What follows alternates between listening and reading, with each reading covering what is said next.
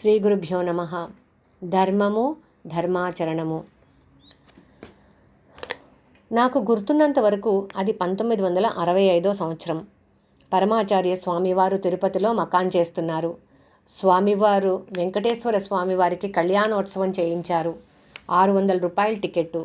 కళ్యాణోత్సవం తర్వాత దేవస్థానం వారు ప్రసాదాలను ఇచ్చారు. కళ్యాణోత్సవం చేయించిన వారికి స్వామివారి దర్శనం కల్పిస్తారు.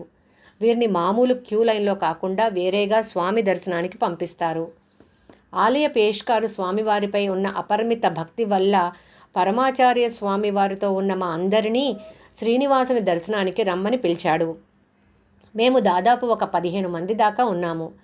అప్పుడు పేష్కారుతో మహాస్వామివారు, కళ్యాణోత్సవం చేయిస్తే ఎంతమందిని దర్శనానికి అనుమతిస్తారు అని అడిగారు. 6 మందిని అని పేష్కారు బదులిచ్చాడు. అలా అయితే మేము 6 మందిమి మాత్రమే ఈ విశేష దర్శనానికి వస్తాము. నేను, పుదు పెరియవ, జయేంద్ర సరస్వతి స్వామి, మరో 4 అని చెప్పారు. వెంటనే పేష్కారు, అందరూ వెళ్ళవచ్చు, ఏమీ పర్వాలేదు అని అన్నాడు. అది తప్పు, అధర్మం. దేవస్థానం ఒక నియమం చేసింది. కళ్యాణోత్సవం టికెట్టుపై 6 మందికి విశేష దర్శనమని. నీవు దేవస్థానము ఉద్యోగివి. నీకు నాపై ఉన్న భక్తి వల్ల 15 మందిని దర్శనానికి పంపించడం సరికాదు. దీనివల్ల 2 తప్పులు జరుగుతాయి. దేవస్థానం తీసుకున్న నిర్ణయాలను ఒక దేవస్థానం ఉద్యోగియే ధిక్కరించడం. అంటే నిబంధనలను పెట్టినవారే వాటిని పాటించకపోతే ఇక ఇటువంటి నిబంధనలు ఎందుకు? మరొకటి, నియమాలను అతిక్రమించడానికి నేనే ఒక అవకాశం ఇచ్చినట్టు. కాబట్టి మేము 6 మాత్రమే వస్తాము అని చెప్పారు.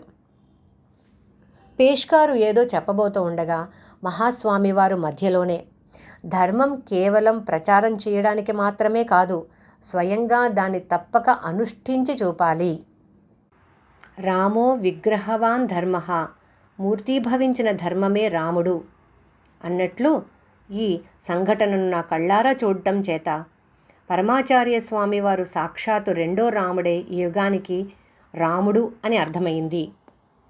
చదివినది విన్నది ధర్మం కాదు, ఆచరించినదే ధర్మం. మొత్తం వేద వాంగ్మయ సారమంతా 2 మాటలు. సత్యం వద, ధర్మం చర. సత్యం పలుకు, ధర్మం పాటించు. మరి ఏది సత్యం, ఏది ధర్మం? వేదం సత్యం. వేదం చెప్పినది ధర్మం. వేద ప్రమాణమే సత్యం. అపౌరుషేయమైన వేదమే ప్రమాణం.